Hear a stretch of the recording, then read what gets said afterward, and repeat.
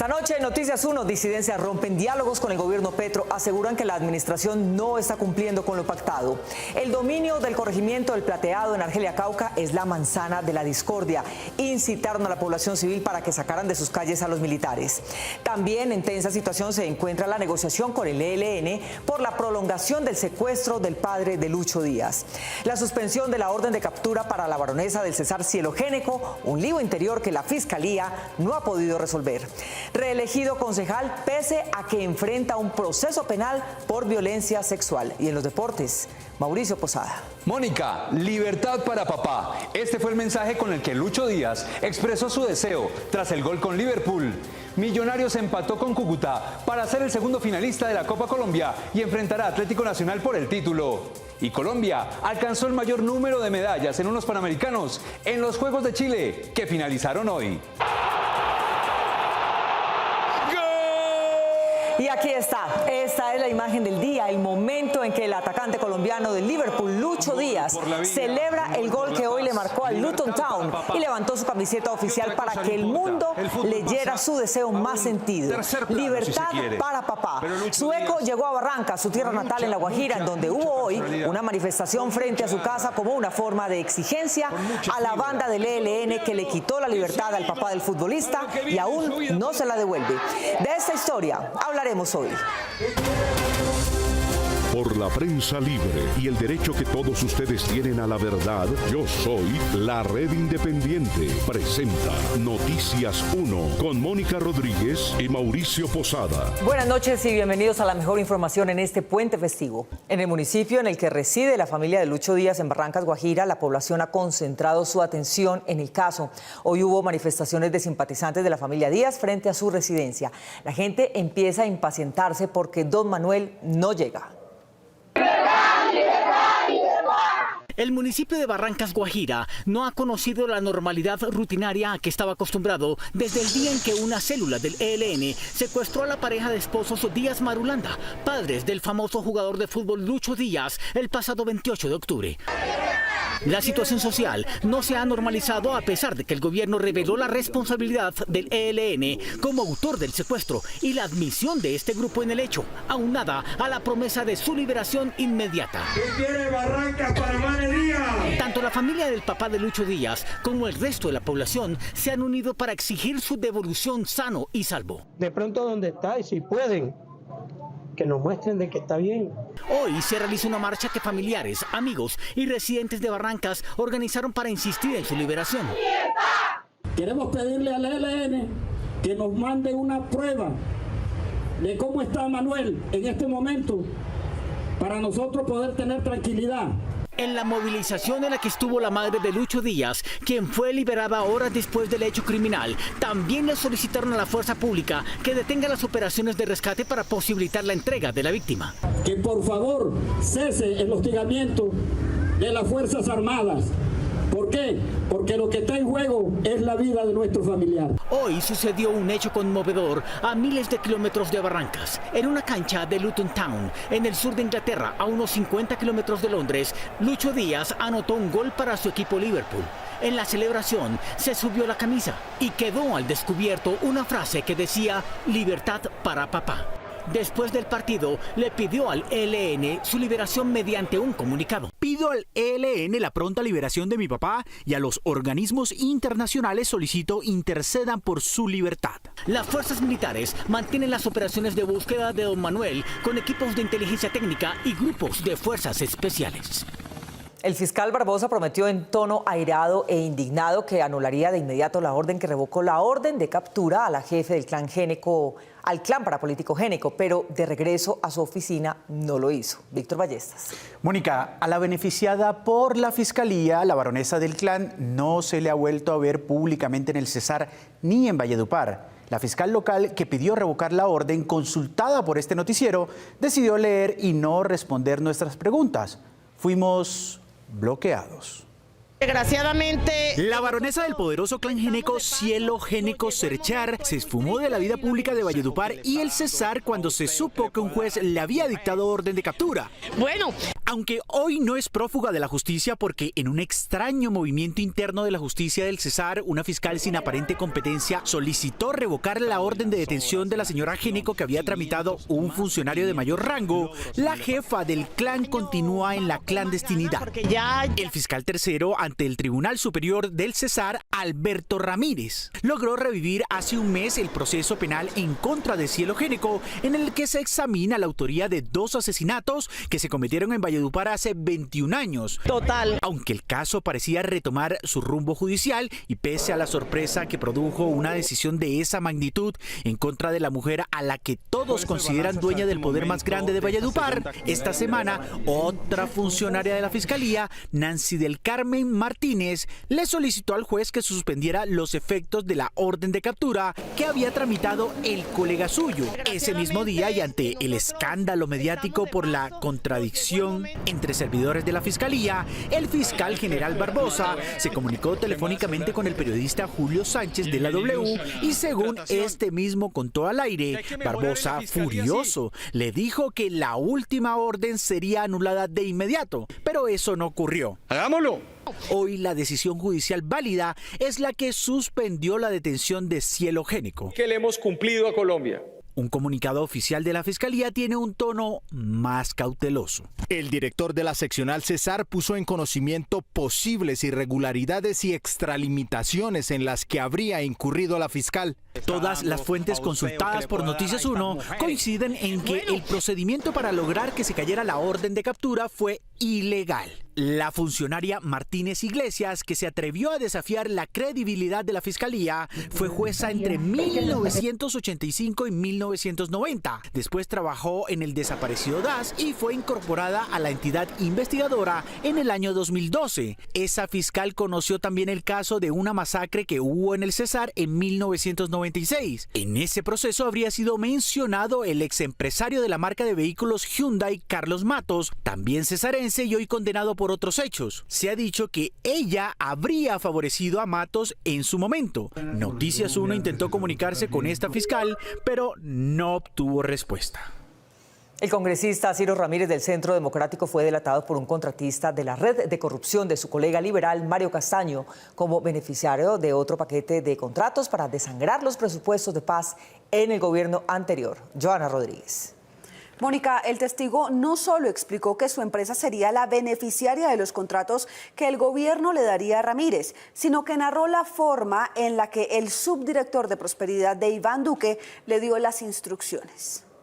¿Es el mejor momento para ser bandido? Ciro Alejandro Ramírez, congresista del Centro Democrático, dijo de Ciro Ramírez Pinzón, excongresista y cacique electoral conservador condenado en 2011 por nexos con los paramilitares, tiene 5 procesos penales en la Corte Suprema de Justicia, uno de ellos por la intervención sobre el direccionamiento de 13 contratos de obra de interventoría y civiles para los departamentos de Quindío y Tolima en el gobierno Duque, que se relacionan con la red de corrupción del congresista Mario Castaño, condenado a 15 años de prisión. ¡Divinos!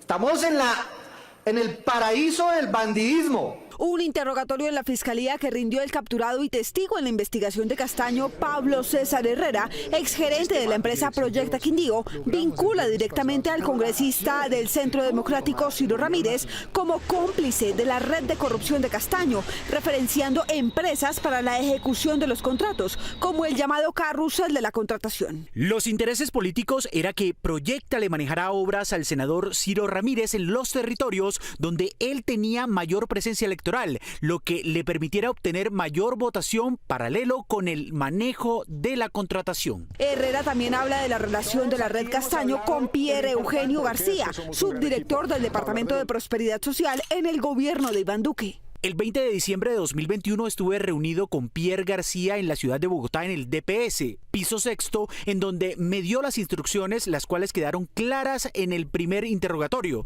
donde me decía Pierre que contactara a contratistas por él seleccionados, respondiendo a los intereses del senador Ciro Ramírez. Con él directamente tuve instrucciones de la contratación de Quindío y Saldaña, Tolima. En un escueto comunicado, la Procuraduría de Margarita Cabello informó en octubre la apertura apertura de indagación previa a Ciro Ramírez por esos mismos hechos. La apertura de la indagación tiene como objeto determinar los hechos que podrían tener relevancia disciplinaria.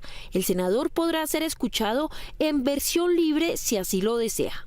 El expediente de la Corte Suprema de Justicia advierte que Ciro Ramírez presuntamente recibió 1.000 millones de pesos en coimas derivados de 13 contratos de obra de interventoría y civiles para los departamentos de Quindío y Tolima en el gobierno de Duque y que se los habría repartido con Pierre García. Los resultados de las elecciones del pasado domingo aún no son definitivos en 50 municipios en los que la diferencia entre contrincantes es de menos del 1%. Entre ellos está Santa Marta, donde el clan Pinedo promovió un reconteo minucioso y sigue perdiendo. Miguel Ángel Peñaranda. Mónica, en la misma condición están los escrutinios en Inírida, Guainía, donde la diferencia es de 53 votos, y en Molagavita y Florian Santander, donde la diferencia es de 3 y 5 votos.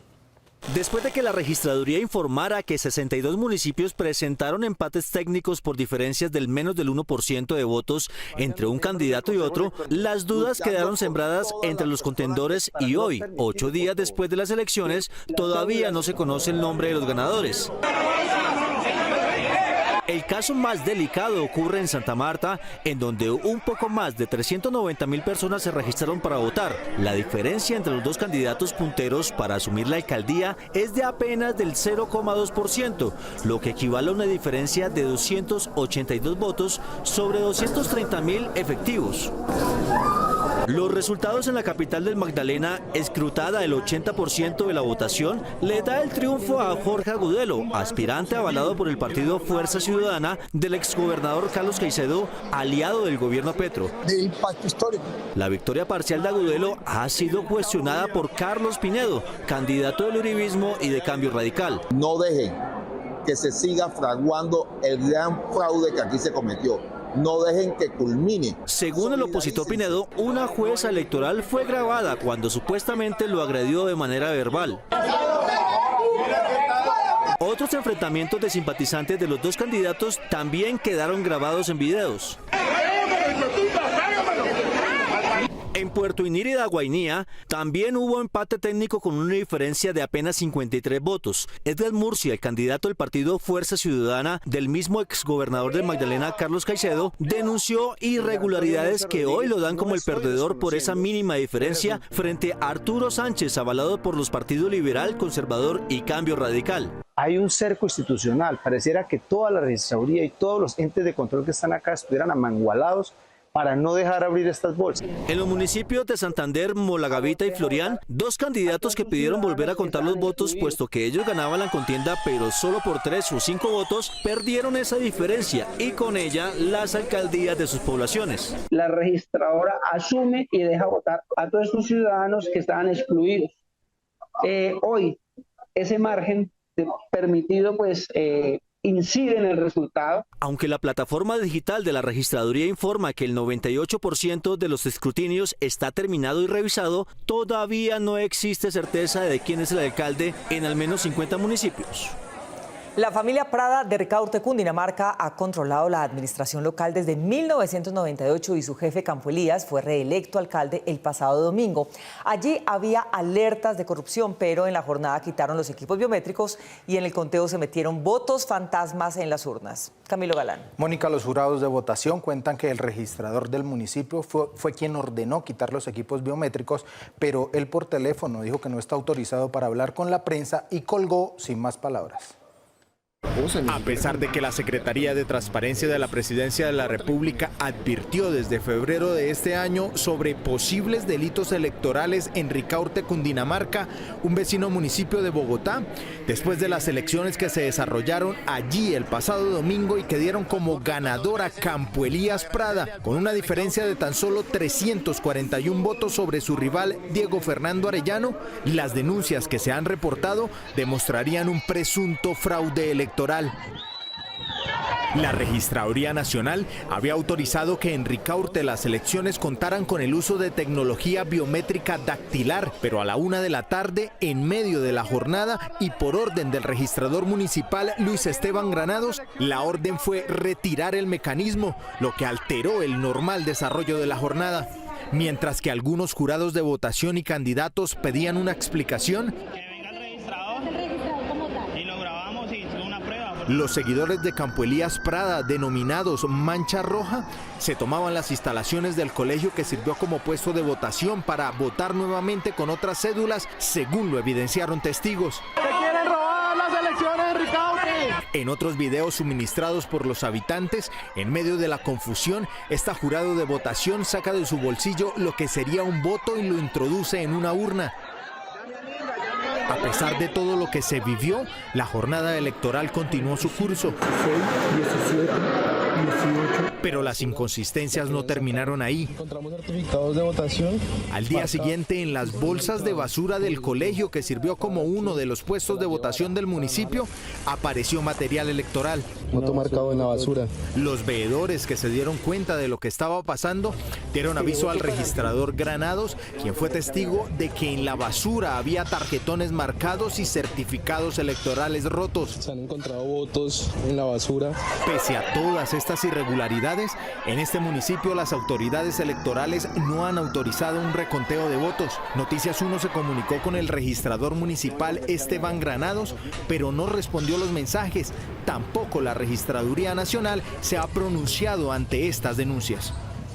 Solo cuando la Universidad Nacional termine y tenga aprobado el estudio que fijará el nuevo valor de las unidades de capitación con las que hoy se paga a las EPS por cada paciente, se conocerá el costo de la reforma a la salud. Marta Olaya.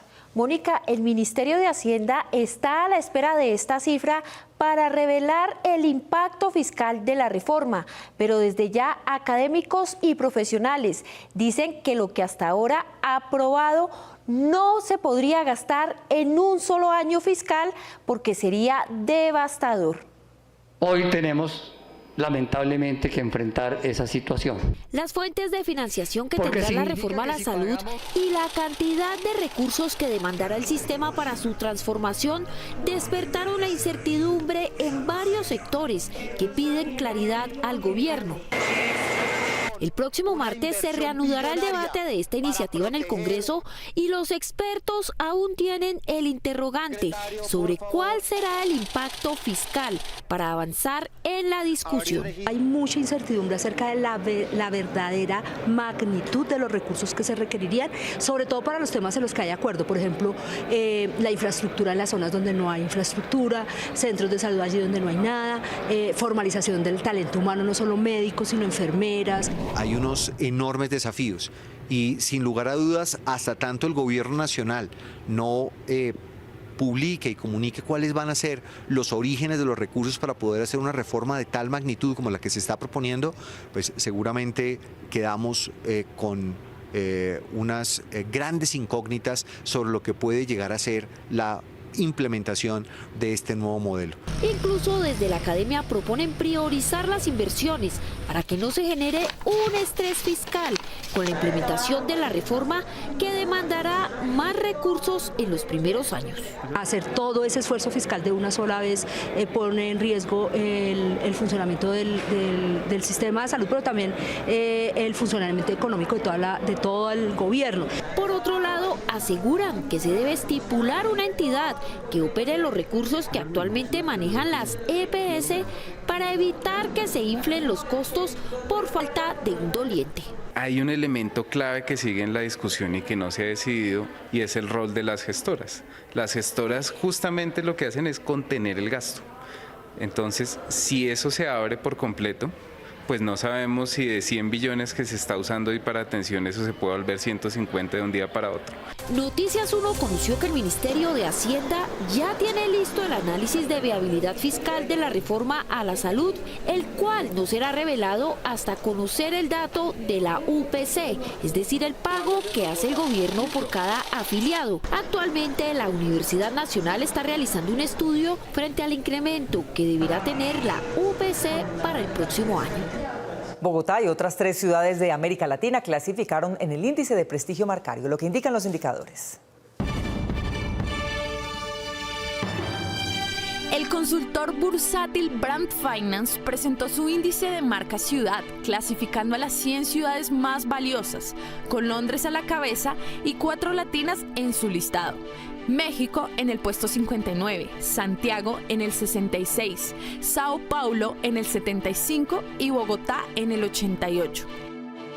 Esto indica que el nuestro no es un turismo de marca. Esto es lo que indican los indicadores. La misma tecnología con la que se falsificaron las fotos del falso escape de Donald Trump en una corte de Nueva York fue la utilizada por los activistas de una campaña política para hacer creer que Noticias 1 había publicado una noticia falsa. El pasado sábado, Noticias 1 fue suplantado en redes sociales con un falso informe, una tendencia llamada inteligencia artificial generativa, capaz de producir voz, videos y fotos casi indistinguibles al ojo humano para construir una noticia, y estas son algunas recomendaciones para no caer en una fake news. Para las imágenes montadas se pueden detectar que estas contienen errores como luces y sombras donde no deben estar o desproporciones en el cuerpo, mientras que el audio sintético puede pasar desapercibido en varias ocasiones, pero existen aspectos como exclamaciones o acentos que notan la diferencia.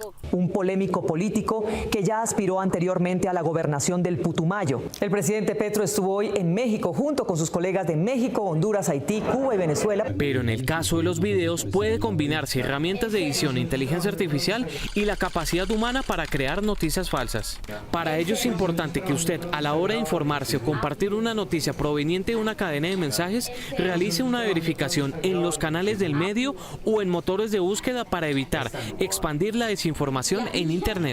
Si desde septiembre se escucha la música de diciembre, es también lógico que en ese momento se inicien las compras de Navidad, que así pueden resultar hasta un 30% más baratas. En la temporada de fin de año incrementa el consumo de los hogares y es importante anticipar las compras y no dejarlas para última hora.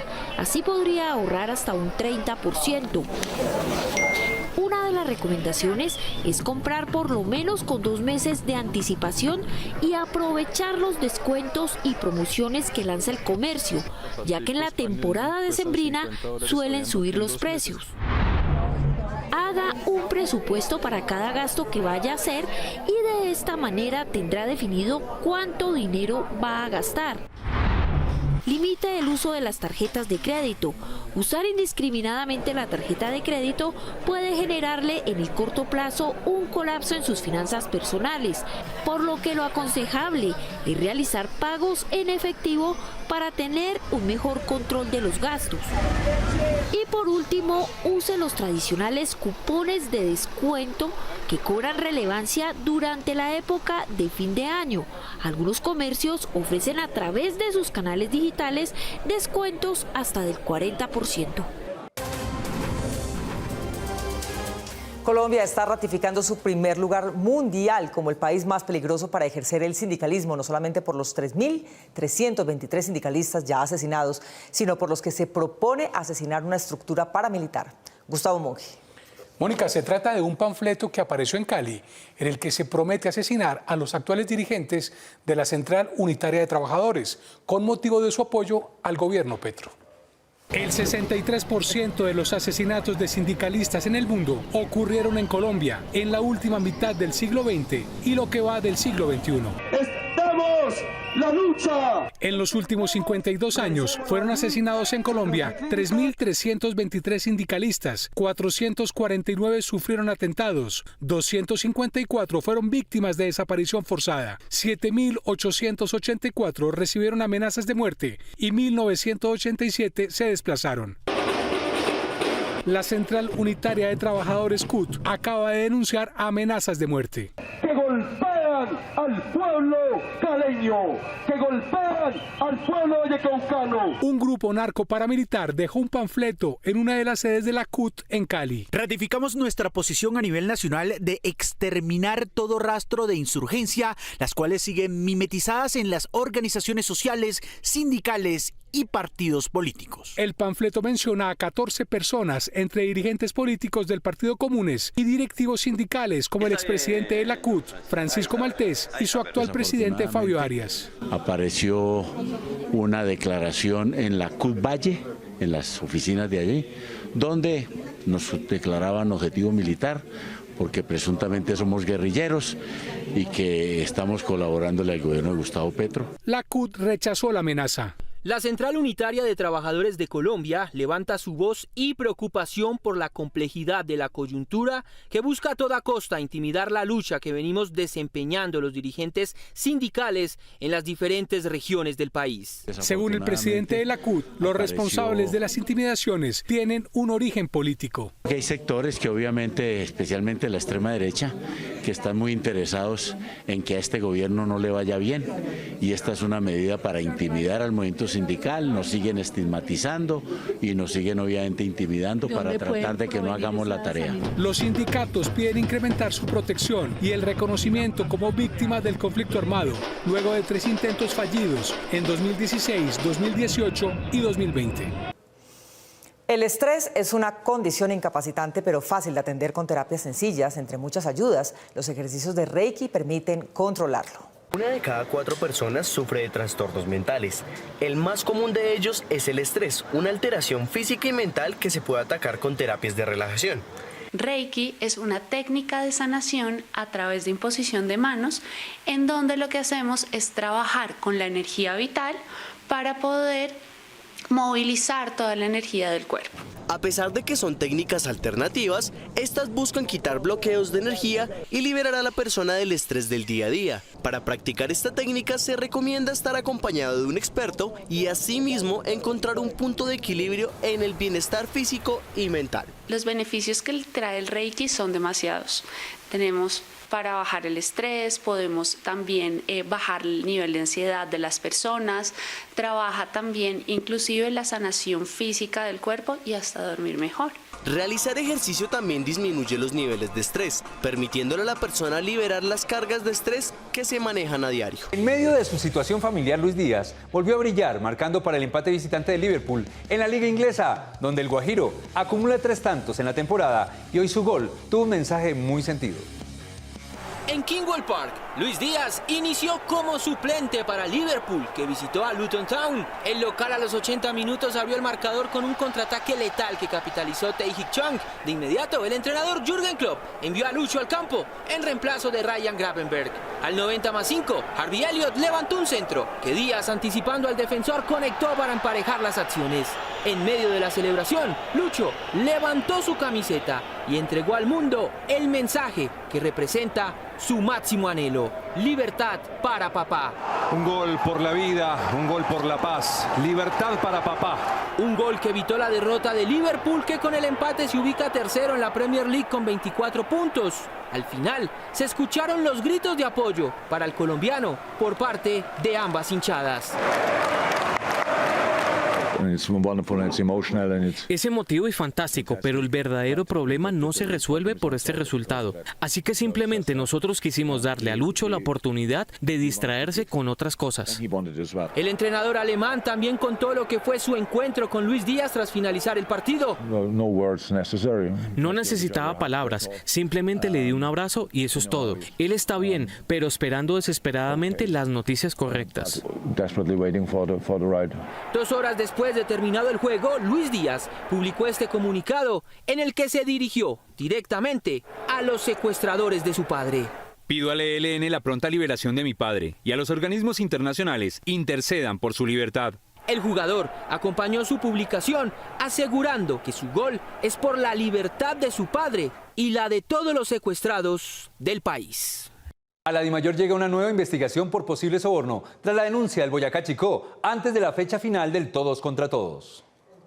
En el comunicado, los ajedrezados denuncian públicamente el ofrecimiento de dádivas a sus jugadores para dejarse ganar del Deportivo Cali, partido que está programado para este martes 7 de noviembre a las 7:30 de la noche en el Estadio La Independencia de Tunja. Pero el cuadro azucarero, implicado en la comunicación, respondió con otra misiva en sus redes sociales, señalando que ante la denuncia del Boyacá Chicó, la institución rechaza vehementemente los hechos que exigen de manera categórica las pruebas que soporten la situación para identificar a los responsables de la gravedad de lo denunciado, y todo esto en pro de que se unan más entidades deportivas buscando el juego limpio, dejando en claro la transparencia, honestidad y los valores que caracterizan en su historia al Deportivo Cali.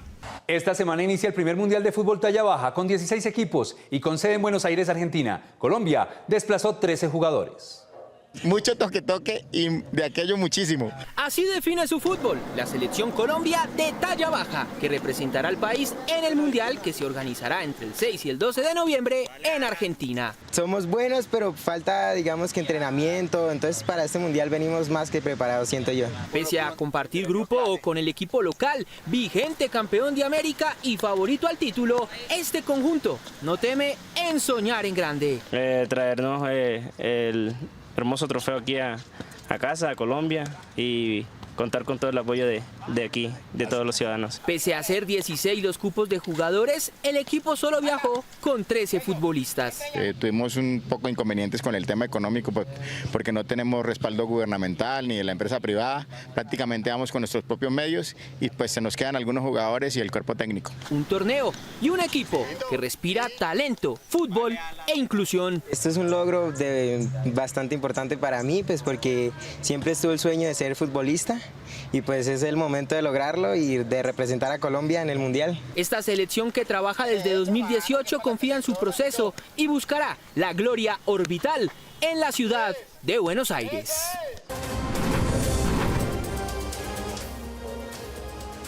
El homenaje de la policía de Virginia a la perra que durante 11 años prestó servicios a la policía del condado de Virginia Beach. Candy, según el discurso que dio el sheriff en su homenaje, tuvo 2.900 misiones y localizó con su nariz matutes hasta por 278 libras de narcóticos ilegales. Pero en octubre pasado los veterinarios descubrieron que sus achaques no eran cuestión de edad, sino de un cáncer que el viernes pasado acabó con su vida.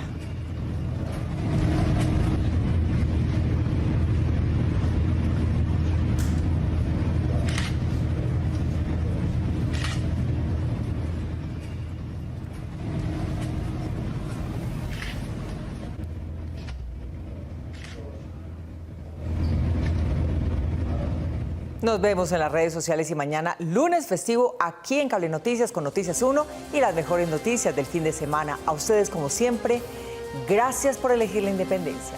Feliz noche.